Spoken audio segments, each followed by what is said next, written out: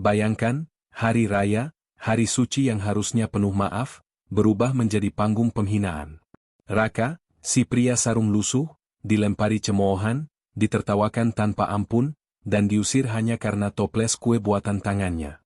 Kamu datang kayak minta sumbangan, ejek sang gadis pujaan.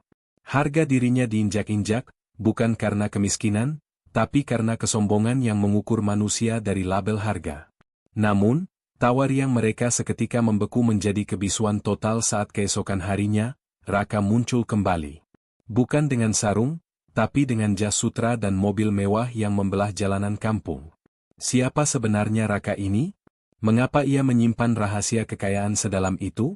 Dan akankah ia membalas penghinaan kemarin dengan kemuliaan yang memaafkan, atau justru dengan hukuman yang menghancurkan semua ego mereka?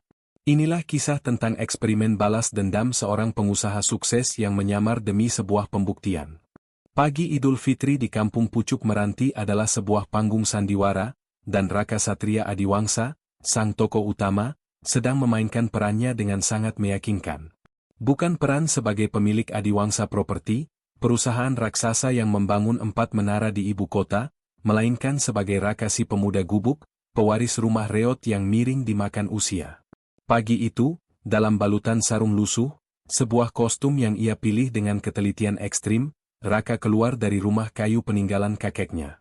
Di balik senyum tipisnya, ada motivasi yang jauh lebih gelap daripada sekadar mencari cinta tulus. Ia sedang menjalankan sebuah eksperimen sosial, sebuah ritual pembalasan dendam yang sudah ia rencanakan selama lebih dari 10 tahun. Tujuan utama Raka bukan hanya menemukan istri, tetapi memvalidasi dirinya sendiri dan menghukum komunitas yang pernah menginjak martabat kakek neneknya hingga jatuh miskin. Ia memandang ke kejauhan, ke arah rumah megah milik keluarga cinta, rumah yang persis dibangun di atas bekas tanah kakeknya yang terpaksa dijual dengan harga murah saat krisis. Itu adalah rahasia berlapis pertamanya. Raka bukan mencari cinta di kampung ini, ia mencari pembenaran atas kekuasaannya. Anak-anak berlarian, sementara Raka mendengar bisikan 2 remaja yang mencibir sarungnya. Hati Raka tidak retak, justru mengeras. Setiap hinaan adalah bahan bakar, setiap cemoohan adalah investasi emosional yang akan ia tarik balik berlipat ganda. Di masa lalu, orang tuanya meninggal, dan ia dibesarkan kakek neneknya yang sederhana. Ia menyaksikan kakeknya, seorang pengusaha kecil yang jujur, dikhianati dan dicemooh warga saat bisnisnya bangkrut. Sebelum meninggal, kakeknya hanya berpesan, "Nak, kembalilah sebagai orang yang tak bisa mereka injak, walau hanya untuk membersihkan nama kita." Kini, Raka kembali untuk menunaikan sumpah itu. Ia melangkah menuju masjid. Salat Idul Fitri selesai, dan seperti yang ia duga, tak ada satupun warga yang sudi mampir ke rumah reotnya. Mereka sibuk bersilaturahmi, tapi Raka adalah anomali, noda yang mereka pilih untuk diabaikan. Raka masuk ke dalam rumah dan mengambil toples kue kering buatan tangannya. Bukan karena ia miskin, tetapi ia ingin melihat apakah ada yang masih menghargai upaya daripada materi. Ia mengambil foto lama kakeknya yang tersenyum pahit. Di balik foto itu, tersembunyi surat perjanjian utang lama yang melibatkan beberapa tokoh kunci desa, termasuk ayah cinta. Ini adalah red herring bagi warga, mereka mengira Raka mencari cinta. Padahal, ia sedang mengumpulkan bukti untuk sebuah penghancuran naratif yang lebih besar. Raka mengunci toples di tas kerjanya yang mewah, yang tidak diketahui siapapun, menatap toples di tangannya, dan berkata lirih, "Mari kita lihat, siapa yang akan bertahan dari uji coba kehormatan ini." Ia menutup pintu rumah kayu itu dengan berderit pelan, memulai perjalanannya menyusuri gang sempit. Raka tahu, babak pertama dari permainan telah usai, dan kini saatnya menghadapi para juri di babak kedua. Langkah Raka yang mantap, meskipun dibalut sarung compang-camping, membawanya ke inti konflik, rumah megah cinta Adelia. Raka memilih kediaman keluarga Adelia sebagai titik klimaks hari itu. Aroma masakan lebaran menyeruak tajam, kontras dengan bau apek dari kaos kusam yang Raka kenakan. Di teras, Cinta, seorang gadis yang mempersonifikasikan ambisi materialistik ibunya, duduk bak ratu dikelilingi teman-temannya yang mewah. Saat Raka memasuki halaman, tawa terhenti. Kehadirannya adalah sebuah pengakuan yang tak terucapkan bahwa ia tidak tahu diri, dan tidak tahu tempat. Raka mengangkat toples kuenya, matanya lurus menatap Cinta. Selamat Lebaran, Cinta. Mohon maaf lahir dan batin. Ini kue kecil buatan sendiri. Cinta berdiri, sorot matanya yang manis berubah tajam, penuh penghinaan. Kamu datang ke sini dengan pakaian ini? Di hari raya? Dia tidak lagi berbicara tentang kue, tetapi tentang level. Ini adalah kelemahan psikologis Cinta, ia mengukur nilai manusia hanya dari label harga pakaiannya. Ia adalah cerminan didikan ibunya, yang percaya kemewahan adalah satu-satunya perisai dari penderitaan. Nico Dirgantara muncul, seorang pria yang selalu memamerkan mobil leasing dan jam tangan palsu. Nico, yang menyembunyikan rasa insecurity besar di balik jas kasual, adalah yang paling vokal dalam menghina. Ia harus menjatuhkan Raka, si miskin, agar statusnya yang rapuh tidak terancam. Toplesnya aja kayak tempat garam nenek gue, ejek Nico, melengkapi hinaan Cinta yang mengatakan, kamu datang kayak mau minta sumbangan. Raka membeku, tapi bukan karena sedih. Ia mengamati. Ia mencatat betapa mudahnya mereka menjatuhkan martabatnya hanya karena penampilan. Konflik di bab ini bukan antara Raka dan Cinta, tetapi antara integritas dan kemunafikan di mata Raka. Hinaan Cinta tentang, jangan berharap jadi bagian dari keluargaku, dan Nicoes, hadiah versus kenangan, adalah pelengkap data sempurna bagi eksperimen Raka. Saat Raka melangkah pergi, di bawah pohon mangga di ujung kampung, ia bertemu dengan Arum Wibowo. Arum, dengan hijab abu-abu sederhana, tidak menunjukkan rasa kasihan, melainkan kelelahan terhadap drama sosial. Ia adalah penyeimbang moral cerita. Arum menerima teh dan kuenya Raka, bahkan memuji rasa keju di dalamnya. Raka merasakan kehangatan yang tulus, sebuah variabel yang tidak ia masukkan dalam perhitungan balas dendamnya. Arum tidak melihat sarungnya, ia melihat Raka. Namun, saat Cinta dan rombongannya kembali mencibir, Raka menahan Arum yang hendak membela diri. Ia ingin Arum menjadi saksi bisu atas pertarungan yang akan datang. Malam itu, Raka duduk di rumah reotnya, bukan di kursi rotan, melainkan di peti kayu tua. Ia mengeluarkan sebuah set kunci mobil berlapis emas dengan logo perusahaan besar. Rahasia kedua terungkap. Di balik kunci itu ada sebuah surat wasiat kakek yang memintanya untuk merebut kembali nama baik keluarga, bahkan jika itu berarti harus menggunakan kekayaan sebagai cambuk. Raka memandang kunci itu. Kalian salah menilai hanya dari kain, bisiknya, sekarang, aku akan menghukum kalian dengan logam. Pagi hari kedua Lebaran, ketegangan, rising action, mencapai puncaknya.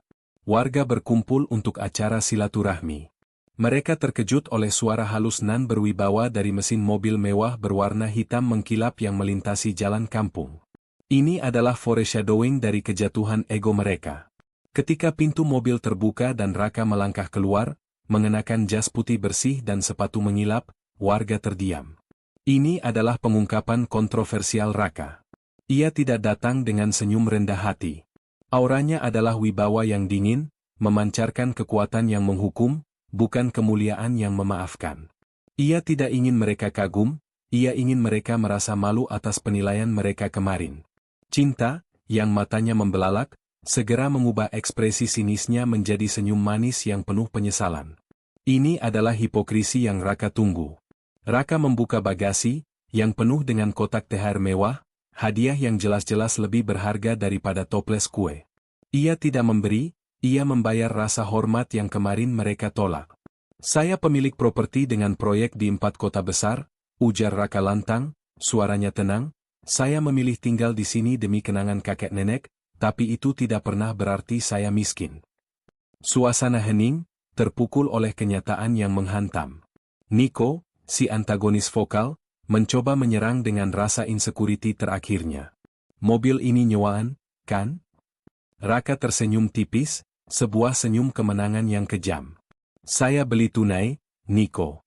Bahkan saya punya 2 unit lagi di Jakarta. Saya tahu Anda marketing leasing. Itu bedanya. Saya membeli harga diri dengan prestasi, Anda mencoba membeli harga diri dengan pinjaman. Warga bersorak, sebuah pemandangan yang menyedihkan, mereka berpihak pada kekuasaan yang baru. Cinta melangkah, mencoba meraih tangan Raka, meminta maaf, dan menawarkan restart. Aku tidak tahu kamu sebenar itu, katanya dengan nada merengek.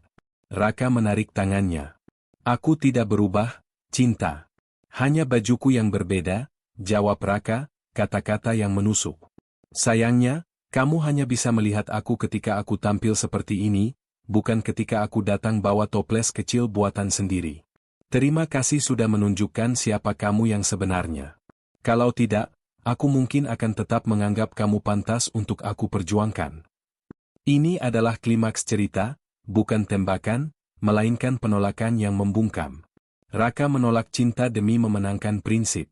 Raka kemudian beralih ke Arum, yang berdiri di pinggir lapangan, terlihat bingung dan sedikit tidak nyaman dengan kemewahan yang tiba-tiba ini. Kemarin kamu duduk bersamaku di bawah pohon, Arum. Hari ini, aku ingin kamu duduk bersamaku di masa depanku, kata Raka. Ia menggandeng Arum, yang matanya berkaca-kaca karena terharu, namun juga sedikit curiga. Raka tidak mengatakan, aku mencintaimu. Ia mengatakan, aku ingin kamu menjadi simbol kemenanganku. Arum, si moral kompas, kini menjadi bagian dari balas dendam Raka. Setelah pengungkapan Raka, kampung Pucuk Meranti dilanda gelombang rasa malu kolektif. Nama Raka tidak lagi diucapkan dengan sinis, melainkan dengan hormat yang dipaksakan. Ini adalah konflik internal bagi warga, bagaimana cara memperbaiki rasa malu ini? Raka, kini dalam peran barunya sebagai filantropis penghukum, melanjutkan eksperimennya. Ia mengumumkan pembangunan pusat pelatihan kerja di ujung kampung, di atas tanah yang ternyata sudah ia beli diam-diam. Ini bukan sekadar donasi, ini adalah pernyataan bahwa ia mengendalikan masa depan mereka. Di tengah suasana kegembiraan palsu ini, Arum menjadi satu-satunya yang merasa tidak nyaman. Ia menyadari ada lapisan kekejaman yang dingin dalam cara Raka membalas. Mereka berdua berjalan di dekat rumah kayu lama Raka. Tindakanmu kemarin, itu sangat menghukum, Raka, kata Arum, pelan. Aku berterima kasih kamu memilihku, tapi kamu menggunakan kekayaanmu seperti cambuk. Bukankah itu sama sombongnya dengan Niko, hanya saja kamu punya modal yang benar? Raka berhenti. Matanya yang tajam menatap Arum, dan untuk pertama kalinya, ia membuka rahasia berlapis yang sebenarnya. Mungkin kamu benar, Arum. Ini adalah balas dendam, Raka mengakuinya tanpa malu. Dulu kakekku dipermalukan di kampung ini, hartanya dihabisi. Rumah reot itu adalah simbol penghinaan yang harus aku bersihkan. Aku tidak hanya mencari istri tulus, aku mencari seseorang yang cukup murni untuk berdiri di sampingku saat aku merebut kembali kehormatan kakekku. Arum tercengang. Jadi aku adalah bagian dari rencanamu? Kamu adalah kebenaran yang tidak bisa kubeli, jawab Raka. Semua orang bisa kubeli dengan THR, kecuali kamu. Kamu adalah saksi hidup bahwa ketulusan masih ada. Itulah mengapa kamu pantas menerima segalanya. Malamnya, Raka mengadakan pertemuan kecil dengan ayah Arum, yang dikenal sebagai orang paling jujur di kampung. Ayah Arum tersenyum. Raka, kamu belum ceritakan semua, kan? Apa yang kamu lakukan pada tanah kakekmu dulu? Raka menunduk. Tanah kakekku yang di ujung kampung itu, yang katanya disita? Sebenarnya sudah kubeli kembali 10 tahun lalu. Aku juga pemilik 4 perusahaan lain, jaringan restoran, ekspor kopi, yayasan yatim piatu atas nama kakek nenek, dan sebuah perusahaan logistik kecil. Semuanya rahasia. Aku datang bukan untuk membuktikan bahwa aku kaya, tapi bahwa aku bisa mendapatkan apa yang ku mau, termasuk kehormatan yang kakekku hilangkan. Ayah Arum mengangguk, bukan dengan kagum, tapi dengan hati-hati. Jangan biarkan dendam merusak kebaikan di hati Arum, nak. Raka menoleh ke Arum. Pusat pelatihan kerja ini akan dinamai Yayasan Kakek Nenekku. Aku ingin kamu yang mengelolanya, Arum. Aku memberimu kekuasaan, bukan harta. Apa kamu mau mengambil kekuatan ini, atau menolaknya karena moralitas tindakanku? Ini adalah hoak akhir yang menempatkan Arum di persimpangan dilema moral. Arum memutuskan untuk menerima tawaran Raka. Ia tidak menerima kemewahan, tetapi kekuatan untuk melakukan perubahan. Ia melihat proyek ini sebagai penebusan Raka, bukan sekadar pelengkap dendam. Sementara itu, cinta, yang tidak bisa tidur nyenyak, mengambil langkah terakhirnya. Ia datang ke villa mewah yang Raka sewa, mencoba merebut kembali apa yang hilang. Raka, aku minta maaf. Aku butuh seseorang yang punya hati sepertimu. Mari kita mulai lagi, pintanya dengan tatapan putus asa. Raka menatap Cinta dengan tenang. Kamu tahu? Aku pernah berharap kamu mengerti aku. Tapi yang kamu lihat hanya kain yang menempel di tubuhku. Kamu tidak pernah menatap hatiku, kata Raka. Kamu ingin seseorang yang membawamu keliling dunia, tapi tidak pernah siap duduk bersamaku saat aku bahkan tak bisa membeli sandal baru. Itu bukan cinta, Cinta. Itu ambisi. Raka berdiri, menoleh ke Arum. Arum, kamu masih ingat kursi reot di rumah lamaku? Besok kita akan duduk di kursi baru, di rumah baru yang akan kita bangun bersama. Cinta berdiri terburu-buru. Tunggu, kamu serius nikah sama dia? Aku sudah cukup lama ditertawakan, jawab Raka, matanya dingin. Kini saatnya aku memilih siapa yang menertawakanku karena bahagia, bukan karena meremehkan. Cinta pergi tanpa banyak kata. Kekalahan Cinta bukan karena hartanya kurang, melainkan karena ia kalah dalam perang moral yang Raka ciptakan. Pernikahan Raka dan Arum diadakan di lapangan kampung, tempat Raka dulu berdiri sendiri, tempat ia dihina. Tapi kali ini, acara itu bukan sekadar pesta. Itu adalah deklarasi kemenangan sosial Raka. Raka dan Arum berdiri di pelaminan yang sederhana namun bermartabat. Raka mengambil mikrofon dan berkata di depan seluruh warga. Saya berdiri di sini bukan sebagai bos, tapi sebagai anak kampung ini yang pernah diinjak, kata Raka dengan suara tegas. Saya juga berdiri di sini sebagai bukti bahwa hinaan tak akan menjatuhkan orang yang sabar. Dan untuk semua hinaan kemarin, terima kasih. Karena berkat itu, saya tahu siapa yang tulus. Semua orang bertepuk tangan, tetapi tepuk tangan ini terasa berbeda. Itu adalah campuran antara rasa hormat, penyesalan, dan rasa takut akan kekuatan Raka. Pernikahan ini menjadi simbol penaklukan Raka. Ia tidak hanya menang, ia menggunakan pernikahannya untuk mengunci pelajaran moralnya ke dalam sejarah kampung. Setelah acara, Raka dan Arum tidak berbulan madu, mereka sibuk mengurus yayasan dan pusat pelatihan kerja. Di rumah baru mereka, di bawah pohon mangga yang selamat, mereka duduk bersama. Raka membuka toples kue keju yang sama. Kita sudah melewati hari-hari paling pahit, kata Raka. Sekarang mari kita isi sisa hidup ini dengan yang paling manis. Arum menggenggam tangannya. Di benak Arum, ada kelegaan, tetapi juga pertanyaan yang tak terucap. Apakah cinta ini akan abadi? Atau apakah ia hanya memenangkan satu babak dalam strategi balas dendam seorang pria yang terlalu pintar untuk mencintai tanpa membalas dendam? Ia memilih untuk mempercayai ketulusan di masa depan, bukan kesombongan di masa lalu. Di penghujung kisah Raka dan Arum, kita menyaksikan bukan hanya kemenangan harta, melainkan kemenangan martabat dan ketulusan hati. Raka, yang telah menuntaskan balas dendamnya dengan cara yang paling elegan, dengan membuktikan nilai dirinya, akhirnya memilih Arum, satu-satunya yang melihatnya sebagai manusia di balik sarung lusuh itu. Pernikahan mereka di lapangan kampung menjadi simbol bahwa cinta sejati tidak lahir dari kemewahan, tetapi dari penerimaan dan rasa hormat yang tumbuh di saat-saat sulit. Oleh karena itu, hikmah terbesar yang bisa kita ambil dari cerita ini adalah, jangan pernah menilai seseorang hanya dari apa yang terlihat di permukaan. Baju, rumah, atau kendaraan bukanlah ukuran kemuliaan. Kesabaran dan kebaikan hati adalah kekuatan terbesar yang mampu membungkam hinaan.